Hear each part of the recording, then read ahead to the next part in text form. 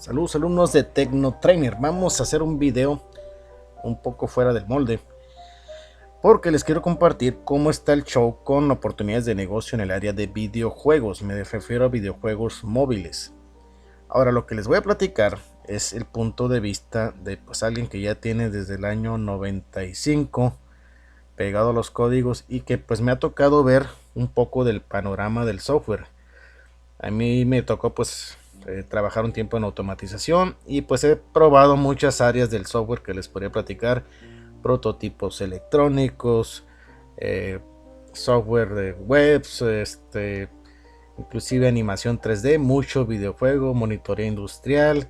Pues la verdad les puedo decir que le he entrado a muchas cosas en estos pues más de 20 años trabajando en este aspecto, y vamos a resumirlo en por qué creo yo que es una buena inversión, y lo digo por experiencia personal. Entonces, antes de entrarle a esto, pues como les digo, yo ya tengo pues como unos 10 años trabajando en este tipo de proyectos. Empecé los mismos clientes, yo estudié electrónica, pero los mismos clientes me fueron pidiendo cosas cada vez más interactivas y encontré la manera de vincular la electrónica con el software, con el lado de multimedia y 3D, y me gustó bastante, al grado de que ya me fui enfocando más en eso. Ahora bien, ¿de qué vamos a hablar? Bueno, también escribí un libro hace 8 años y pues les puedo decir que pues entiendo esto del software. Ahora bien, miren, vámonos un poco a la historia sobre cómo ha ido cambiando todo esto y cómo el oficio de programador, por ejemplo, en los tiempos de Atari, si tú querías crear videojuegos en estos tiempos, pues tenías que ser alguien, pues un auténtico geek, ¿no? Alguien con conocimientos de electrónica, de programación, de hardware, para poder hacer tu consola dedicada, programar tu microcontrolador, y hacerlo todo pues muy de una forma muy primitiva. Entonces aquí el acceso a crear códigos, a crear juegos, no cualquiera lo hacía, es lo que os quiero dejar claro.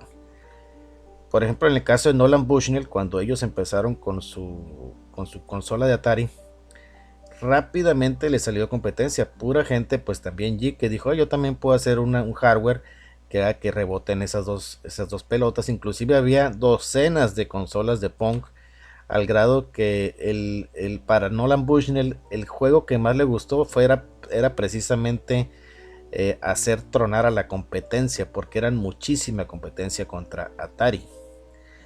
Entonces, aún así, como les digo, aunque en esos tiempos era gente muy especialista los que podía hacer juegos, aún así había competencia. Y empezó una época después, en los 80s, con la llegada de la PC, en el que ya la gente ya podía crear sus juegos en Basic, por ejemplo, y comercializarlos por web. Luego ya llegaría Nintendo con una consola dedicada, en la que pues también para poder programar esto, Nintendo, por ejemplo, pues tenía su propia gente. Luego lo abrió a terceros, pero aún así, la verdad, no cualquiera le entraba a lo que era hacer códigos, hacer juegos, ¿no? Sí había los casos excepcionales de chavos de 13 años que hacían juegos y les iba muy bien y los vendían por disquetes. Entonces se puede decir que esto pues ya empezó a tomar auge en los 80s, y empezó también la época de los arcades. Aquí el negocio era básicamente vender cartuchos, consolas y vender arcades, y los arcades ganaban con una simple moneda, ¿no? A los que estuvimos nuestra niñez en los 80s, 90s, pues nos tocó esta época. Entonces llegan los 90s con internet, y empiezan otros motores de videojuegos, por ejemplo el del Quake o Wolfenstein o todos los que hizo ID Software. Empiezan otras consolas más potentes, Super Nintendo, empiezan los gráficos 3D, y aquí se empieza a abrir un poco más para terceros también el desarrollo. Esto ya existía desde los 80s, cabe decirlo, ¿no? Por ejemplo, empresas como Electronic Arts ya hacían juegos al menos para Nintendo y otras consolas, ¿no? En estos tiempos 90s, la competencia era básicamente Sega contra Nintendo. Bueno, perdón, 80s. Sega contra Nintendo. Llegan los 90s y entra PlayStation, y luego entraría Xbox. Y bueno, Sega luego murió. Y también entró una época en la que ya se podía clonar. Ahora bien, ¿qué tiene que ver esto con desarrolladores y cómo hacían negocio? Pues si tú querías hacer un videojuego, pues tenías que irte a una empresa de estas. Muy difícil que tú en tu casa solo hicieras tu jueguito y te lo pudiera publicar alguna de estas empresas. Muy difícil, ¿no? A menos que hicieras juegos de PC y muy al estilo de ID Software, que ellos se juntaron en su casa, en un garage, y empezaron a crear estas plataformas con muchísimo mérito. Luego voy a hacer un video sobre eso. Entonces empieza la guerra de las consolas. Muchas quisieron entrarle al negocio, muchos fracasaron, inclusive Apple, y inclusive los que ya estaban ahí como Sega murieron. Fue una época pues de mucho ajetreo, y pues puede decir que quienes sobrevivieron a esa etapa de los 90s, 2000, pues fueron Sony con PlayStation y Xbox, Nintendo, y ya, o sea, Atari ya, y Sega fuera de la jugada. Bien, ahora, ¿cómo ganaba la gente? Pues los desarrolladores o los que tenían negocio, pues ganaban por la venta de juego, y lo de los arcades pues ganaba por echarle una moneda.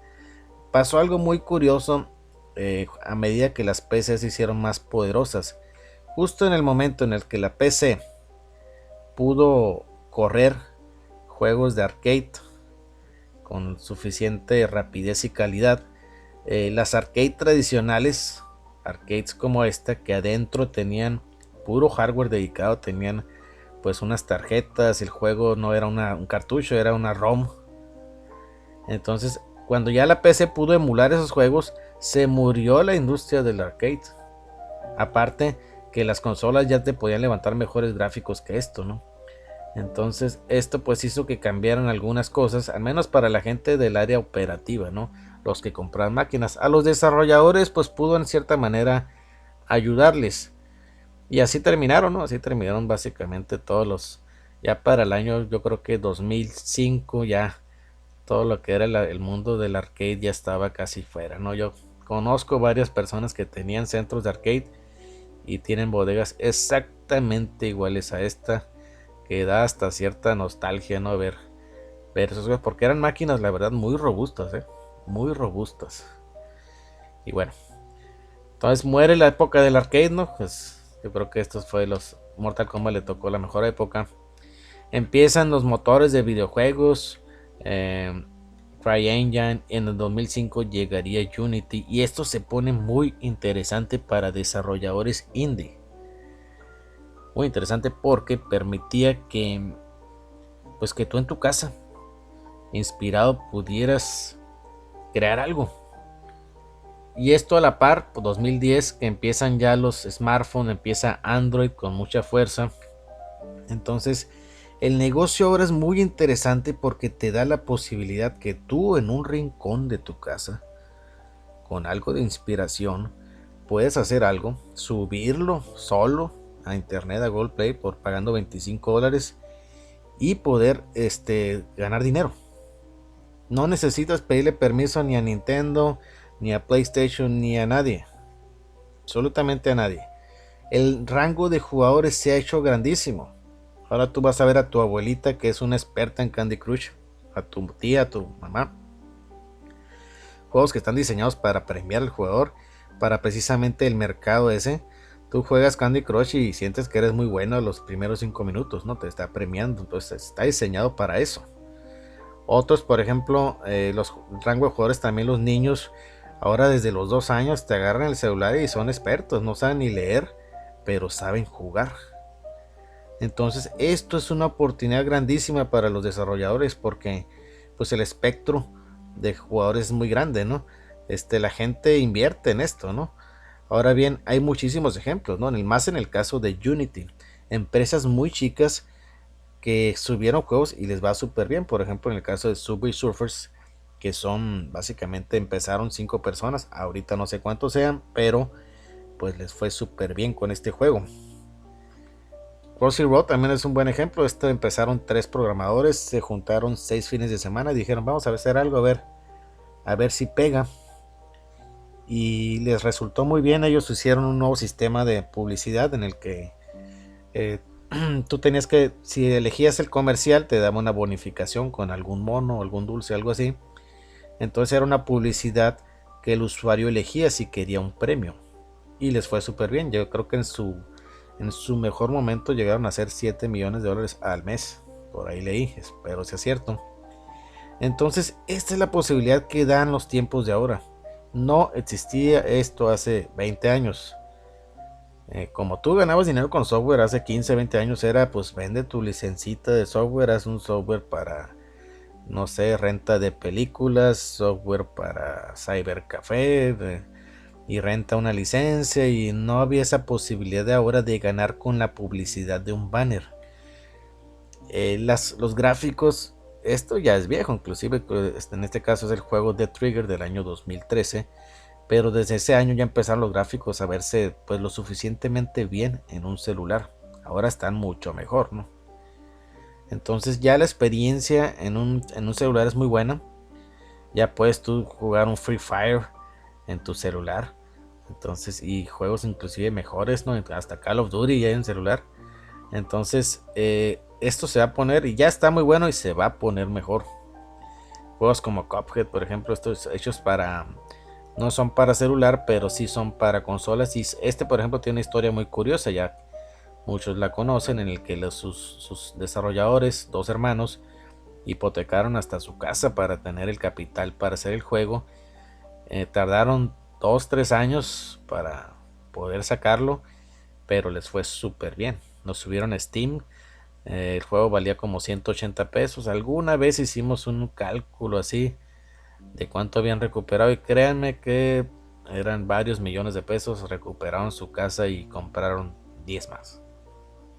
Entonces vale la pena esto, vale la pena. Es un mercado muy grande, y es muy curioso el mercado. Por ejemplo, el caso de Flappy Bird es interesante, porque Flappy Bird es un juego que ya tenía varios meses en la tienda, 8 meses creo, pero tuvo la suerte que lo jugó el youtuber más famoso, PewDiePie. Entonces PewDiePie le hace un video, dice todavía Flappy Bird, no lo jueguen, le dice a sus seguidores. ¿Y qué hacen los seguidores? Pues directo a jugarlo. Entonces, gracias a PewDiePie, Flappy Bird se hizo viral. Yo lo conocí más bien ya cuando estaban las noticias por todos lados. Entonces, estos fenómenos se pueden dar gracias al mundo de los youtubers, ¿no? Entonces, es lo curioso del mercado ahora. Ahora hay muchísimos. Los youtubers también hacen sus juegos, y bueno, es muy abierto el mercado. Otro caso interesante es Minecraft, que esto lo empezó un desarrollador, luego ya fueron más, pero nos enseñó una cosa, ¿no? Que lo que importa es la jugabilidad, que sea entretenido, no los gráficos. Minecraft es súper sencillo y le encanta a los chavos, ¿no? Desde los 6, 8 años y todavía sigue Minecraft, todavía. Ahora Notch pues vive una vida a gusto. Lo vendió Microsoft por $2.500 millones, y créanme que no haya que hacer con tanto dinero, ¿no? Dicen que hasta ha entrado en depresión, ¿no? De tanto dinero que tiene. Y pues les digo, hay muchísimas formas mucha gente que hace clones, se puede también, hay muchísimas maneras, ¿no? Ahora bien, ¿qué es lo interesante? Y ahora lo digo ya por el lado del negocio. Para la gente que quiere monetizar, que quiere hacer dinero, hablemos primero de un negocio lineal. ¿Qué es un negocio lineal? Tú, por ejemplo, pones una tortillería y ganas 1,000 pesos, no sé, al día por ponerla. Pero luego pones más tortillerías, y entre más tortillerías pongas, pues más vas a ganar, si todas le pegan, ¿no? Esto es un negocio lineal. Va en proporción a tu inversión, a tu trabajo, lo que vas a ir ganando. Más gente, más inversión, más clientes, así. La diferencia es que en el caso de videojuegos, si tú subes un juego y pega, esas posibilidades de que se haga viral, esas posibilidades de que de un día para otro lo baje mucha gente, eso es un negocio exponencial, que es la posibilidad que da esto. Inclusive si tú subes un juego y les gusta mucho a la gente, tú ni siquiera tienes que hacer nada, prácticamente puedes nada más un leve mantenimiento y ya la gente con eso queda contenta, ¿no? Entonces es la verdad muy interesante, se los digo como programador ya a la antigua. Yo he hecho pues ya ¿qué les diré? Alrededor de unos veintitantos, casi 30, entre apps y juegos.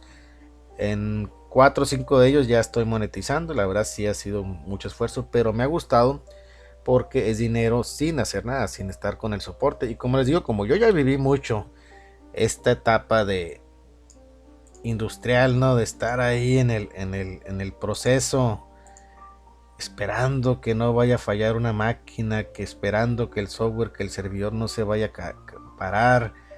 Entonces, a uno que ya vivió esta etapa y luego ves el área de videojuegos y dices, oye, pues que a todo dar, ¿no? Por ejemplo, este proyecto que les comentaba aquí, que tenía muchísimos prototipos y todo eso, pues sí, dice uno, bueno, cobré por hacer este proyecto, muy bien, me gustó y todo, pero no falta, ¿no? Que algo pasó, que, no sé, una sobrecarga y se quemaron los CPUs. Y órale, pues hay que dar soporte. O que algún software se desconectó, que falló la red, no faltaba que... Entonces, en el área de software hay que decirlo, o sea, el soporte es muy, muy pesado. Ahora imagínense ganar dinero por un juego que tú lo subes y no tienes ni siquiera conociste al usuario. Lo diste gratis, ganaste por un banner que pusiste ahí.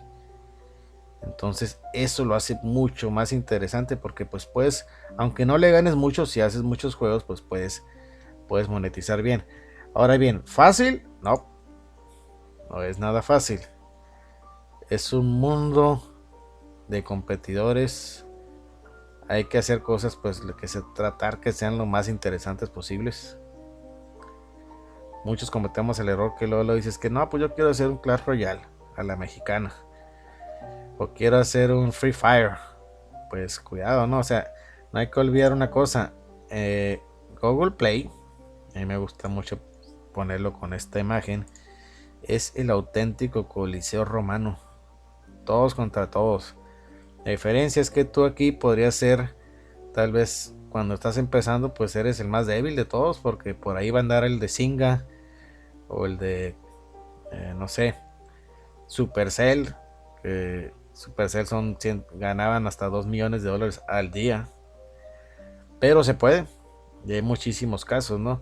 Algunos de los casos que vemos mucho como caso de estudio nosotros ahí en Tecnotrainer, por ejemplo, es el chavalo que hizo Granny, que hizo varios.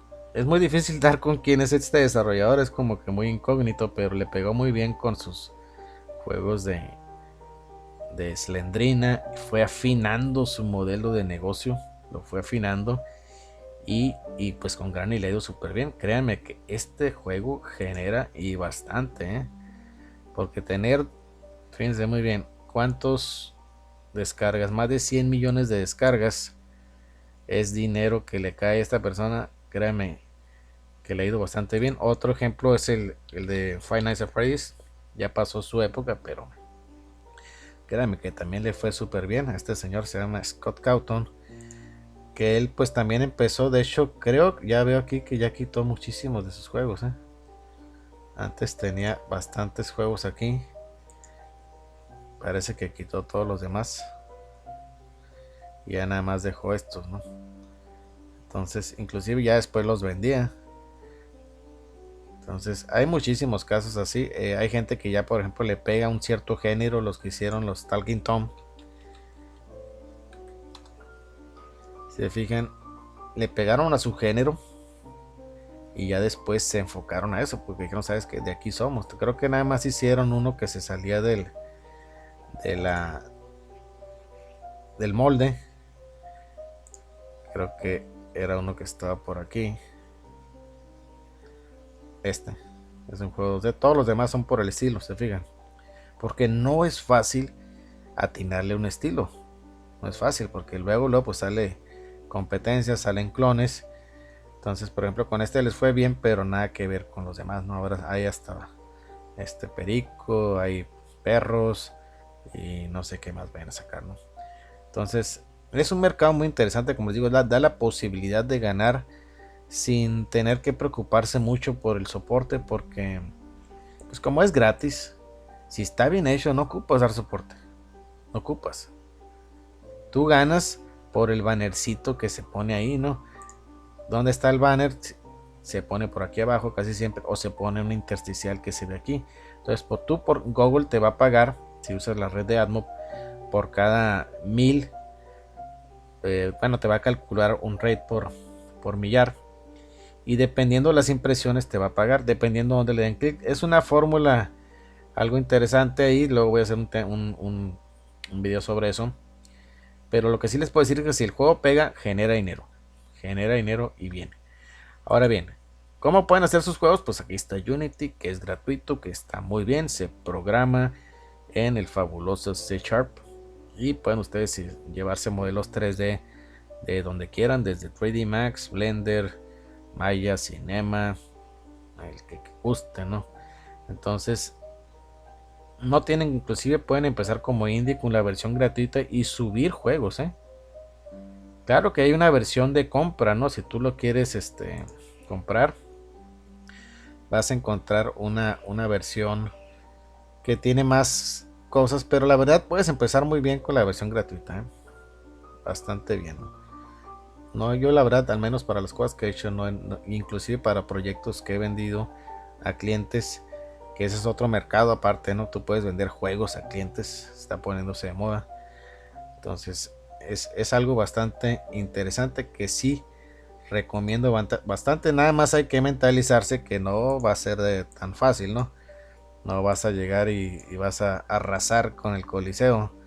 Vas a tener que dedicarle mucho tiempo, ir afinando, hacer lo que el mercado te pida y no tanto tus caprichos personales, porque pues si nos vamos a los caprichos personales, pues tal vez hagamos lo mismo que todo el mundo quiere hacer. Entonces les recomiendo mucho probar esto, y les digo, se los digo ya como un viejo programador que ya vivió el mundo del soporte, y es muy divertido. Uno creería que no es retador, créanme que es muy retador. En el área industrial, muchas cosas aquí, la verdad, con un payday y la resuelves en 1 o 2 días. Pero a ver, aviéntate un juego con inteligencia de los enemigos que te anden correteando, que sea multiplayer, o sea, por algo los mejores programadores están en el área de juegos. Entonces créanme que en el área de juegos van a encontrar muchísimos retos como programadores, muchísimos retos de lógica. Es muy interesante y es yo lo diría que es el auténtico Dream Job. Muy bien, un saludo y me despido.